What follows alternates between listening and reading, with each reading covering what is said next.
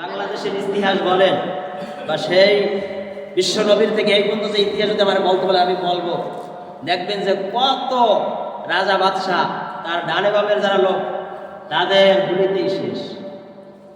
কারণ কারি সেরা, আল্লাহর সেরা। বুঝতে হবে দোস্ত, যখন কোনো হক্কানি আলেমের সাথে বেয়াদবি করা হয় তখন আল্লাহ সহ্য করে না।